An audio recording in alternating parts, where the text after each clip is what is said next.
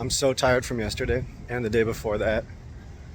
I trained pretty hard the last 2 days in a row and didn't expect to go out to train today. I was just gonna rest, but I did a few speed lines yesterday, and I think that cardio actually made me feel pretty good today, but muscles are still really sore. Quads and traps, upper body, lower body. But I feel like I want to train, so I'm gonna do some techy, low impact stuff today, low dynamism, and I'm thinking it's a dive roll kind of day. So I'm at USF looking for some dive rolls. Okay, here's where I'm gonna start. I think I'll start off easy and then work my way up to more difficult dive rolls. At this spot, I think I'm gonna go like over these. I'm gonna find a spot where there's no flowers in the way when I come off, so I don't smash them. But one of these blocks here should be easy enough to dive roll over, dive roll across the top.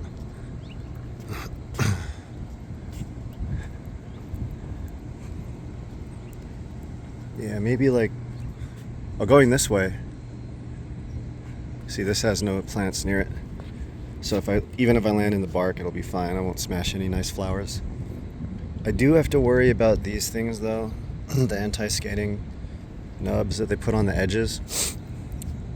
So I have to roll like in line with where the bark would be. So definitely got to find somewhere where there's no plants.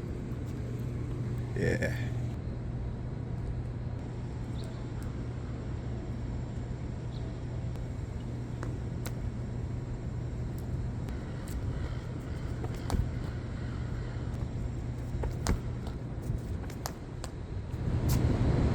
Now I'm going to try to pop out of it. Too late. Guess it's got to be closed, open. Tuck, untuck. Ow. What the fuck happened there?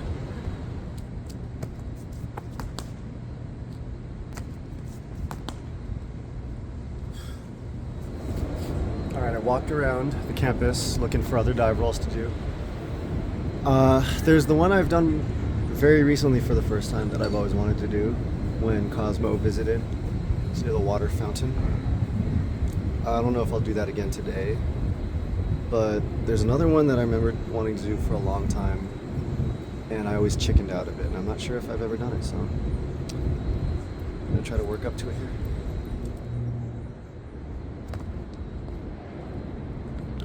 Alright. Look at why this one's kind of weird. You have the anti-skater nub right there. So my path has got to be right here next to these not so big plants, but you know, it's gonna be a diagonal roll, I think. You know what? Looking at it from here, maybe not. I could just roll straight down this line. But I want to not hit this with my, I guess it would be my shoulders, right? That would be close to the edge. No, my hips. My hips would be hitting this, if anything. All right, for scale, this is about rib cage high, upper rib cage. And like I said, I am super tired from the last 2 days of training, so my accuracy doesn't feel very confident right now, which means I am scaling difficulty very, very slowly. Those blocks over there that I was dive rolling across before were about hip height, so this is the next step up. And if I'm going to do the one that I was scared of doing before, I got to warm up on this just to know, yes, that's how it feels to roll off something that tall. Kind of cooled down looking around the campus earlier. It's been like 30 minutes since the last time I recorded something when I was here, so I gotta re-warm up going this way.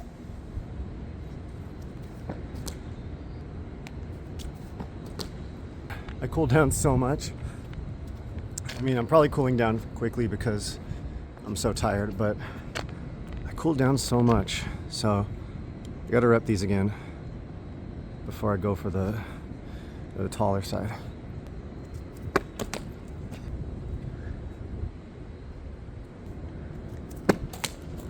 Damn, dude. Alright, when I arc it, you get a bigger hip pop. But it's also a lot of momentum coming off of it, and one of the reasons why that other dive roll I'm looking at is scary is because it abruptly stops. Like, my path would have to abruptly stop at a handrail across from the dive roll. That felt not bad. Okay, so I'm coming to a stop after I roll off the ledge, touching the floor with my hands, which means a slightly scarier dive roll where I'm afraid of running into the rails. It's not going to be a problem because I could just stop on a dime like that. All right, one more here, and then I'm going to do it over the tall side. Oh my God, I don't know what about it is feeling so sketchy. I feel like I'm coming out of it without a lot of control. It could be partly because I'm coming off of a short ledge and the amount of time I have to spot the ground is very small. I'm already on the ground by the time I open up, basically.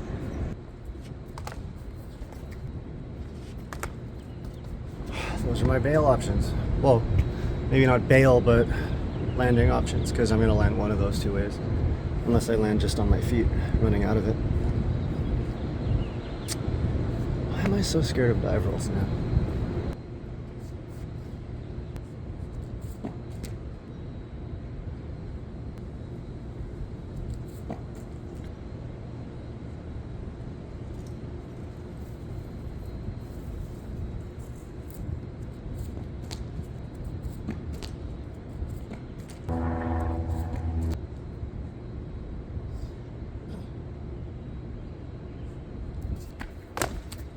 Oh, well, that took fucking forever.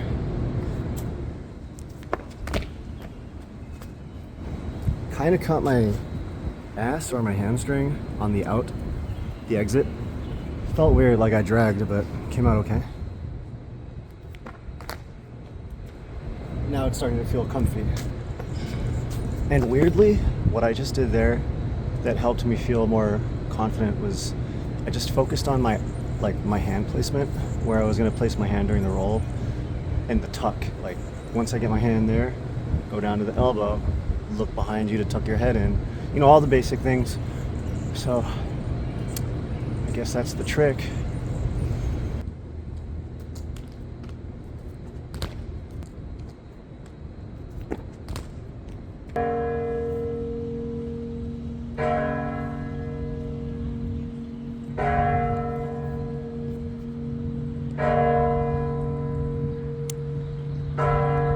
St. Ignatius Church right there, interrupting my vlog with their beautiful bells. Alright, so now I'm going to work on precision. You know, I just did a little bit of height, so now I want to see if I can do it on the narrow ledge.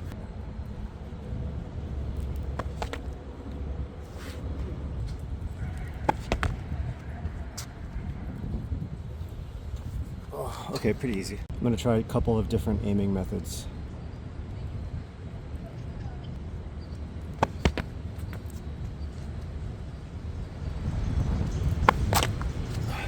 Okay. So the first method I was using is, I'm going to call it the steamroller method because I like that idea. It's where you use your forearm as if it's the front cylinder of a steamroller. So if you turn it this way, you're going to your left. Turn it this way, you're going to the right. You know? The second was a technique I got from CP, aka Denister, on Instagram, and he said for his big dive rolls he likes to point his elbow in the direction that he's going to roll, and I guess what that does is it helps you lead better with your lats, which is what's going to take most of the impact. I guess that's more effective for like really big dive rolls, because that's the one that sent me way more off to the left, which makes sense because if you're going with the steamroller idea, I was aiming really far to the left by aiming my elbow forward. All right, I'm gonna do the steamroller method a couple more times and see how accurate I can land.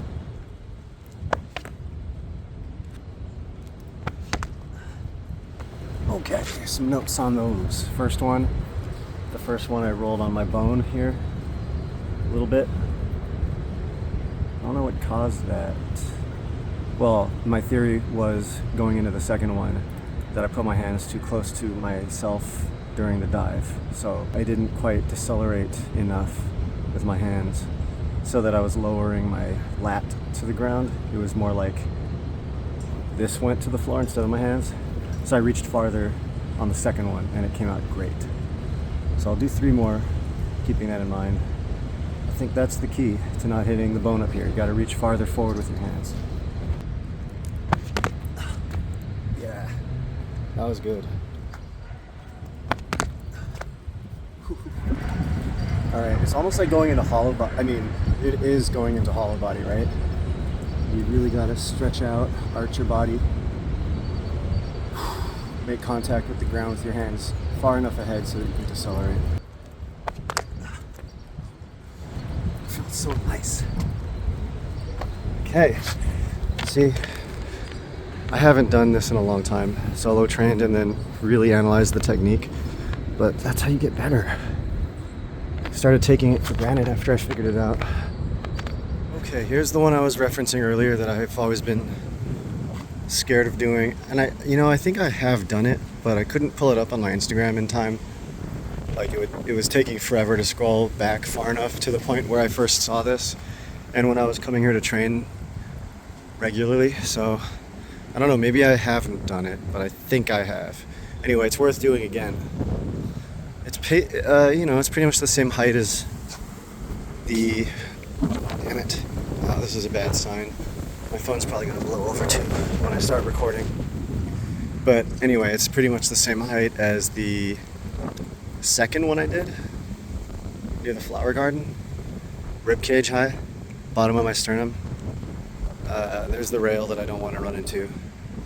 Also, it's kind of weird because there's a step at the bottom and I don't want to my irrational fear is I don't want to land on it and roll my ankle, but it's so close to the thing that I'm not gonna land on it.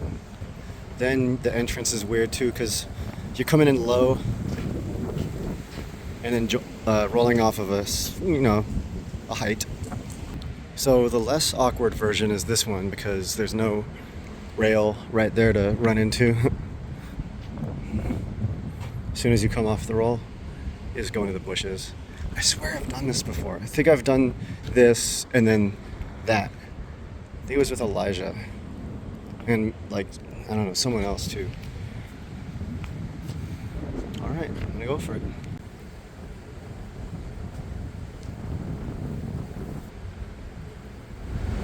The fact that a bike just went by kind of spooks me now because I can't really see all the way down the corridor.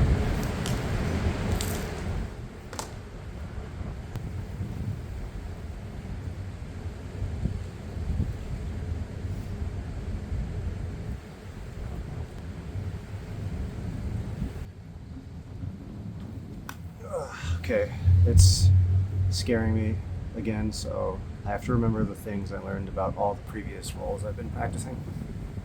Hollow body, reach far enough forward with the hands, spot the hand placement more than anything, think about the tuck.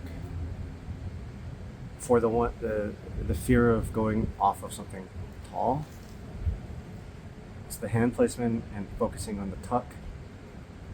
And then for the accuracy, it's hollow body, reach forward, steer with your forearm.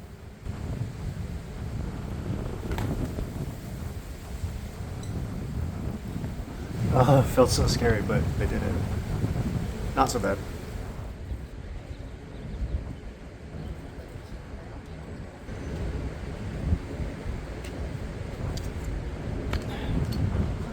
I don't want to mess with this plant too much, but it's gonna get crushed by my hands. So I'm trying to move it out of the way. I'm gonna use this.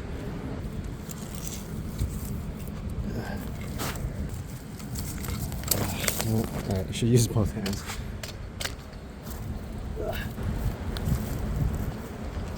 I think I did it. Yeah, the big one's clear. That's the one I was worried about.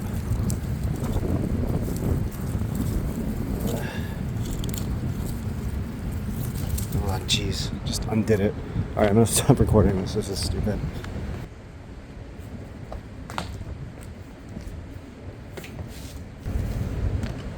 Ugh. Why was this such a fucking ordeal? I spent so long trying to tuck this plant in over here so that I wouldn't squish it with my hands. Good lord. Alright, I better get back to my car because I was parked at a 2-hour spot and I have no idea when I got here. But I think it's about time. I'll do this maybe like 2 more times though before I go to try to clean up the line.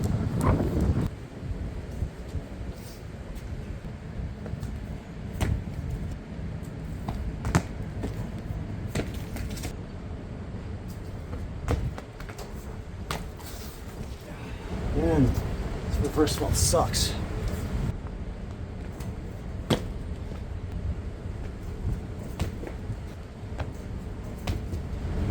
Alright, I'll just do a thief. Damn it.